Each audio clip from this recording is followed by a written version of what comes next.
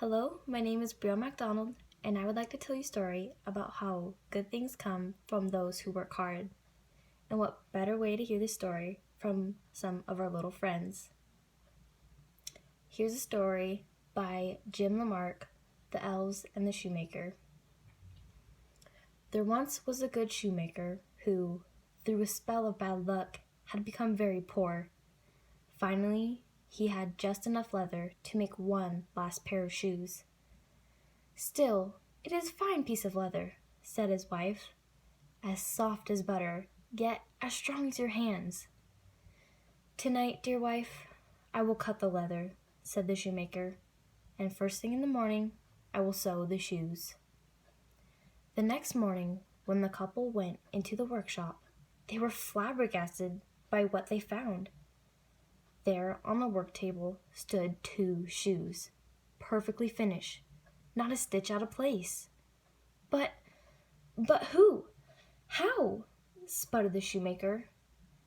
His wife could only stare. Just then a dandy gentleman came into the shop. "What magnificent shoes! Please, I must try them on," he said. The shoes fit perfectly. It was as if they had been made just for him. He was so pleased that he paid double the price. Now the shoemaker had enough money to buy leather for 2 more pairs of shoes.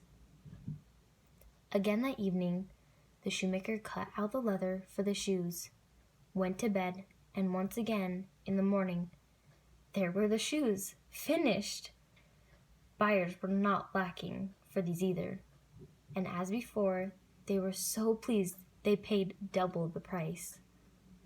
Now the shoemaker had enough money to buy leather for 4 more pairs of shoes.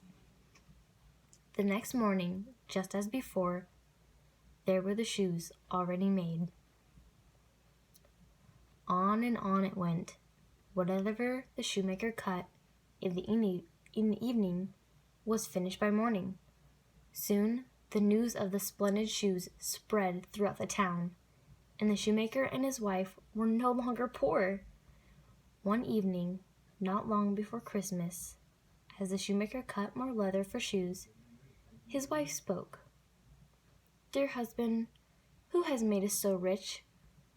What if we were to stay up tonight and see who comes to our shop?" The shoemaker agreed. So that night they lit a small lamp in the hall, hid behind their coats, and waited. As the clock struck midnight, they heard the creak of the window and the scuttle of small feet. Peeking out from behind the coats, they saw 2 tiny children sneak into the workshop. They were poorly shod, and they wore only raggedy sacks for warmth. "Elves," the shoemaker's wife whispered. The tiny elves tiptoed across the room and climbed onto the table. Then, humming and whistling, they began to stitch and sew and hammer so quickly with their little fingers that the shoemaker and his wife could not believe their eyes. The elves did not stop until all the shoes were finished. Instead, lined up on the table, sturdy riding boots, delicate slippers, feather-light dancing shoes, and heavy clogs for work. And the elves tiptoed out of the workshop, up the stairs, and out the window. The next morning, the wife said, "The little elves have made us rich. We must give them something in return. They run around with so little they must be freezing. I will make them a warm dress, coat and pants, and knit them each a pair of stockings." "And I shall be happy to make them each a pair of fine shoes," said the shoemaker. They went right to work, and that evening they laid the presents on the work table. Then, like before, they hid behind the coats and waited. At midnight, elves quietly slipped into the shop, ready for another night's work. But instead of pieces of leather, they found beautiful presents. At first, they were too astonished to move. Then they hugged their new warm clothes and quickly put them on. When they were dressed, they leaped and bounced around the room, singing, "Now we're elves so fine to see, no longer cobblers we will be." They jumped over chairs, raced around the shop, and finally ran out the door. The click and clack of their new shoes echoed through the streets. From that time on, the little elves were not seen again, but the shoemaker and his wife lived a long and happy life. What a great story, showing how hard work pays off.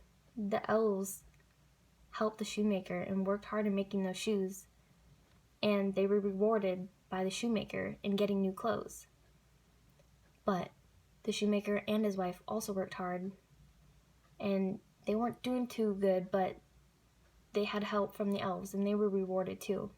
So, what a great reminder from Jim Lamarck.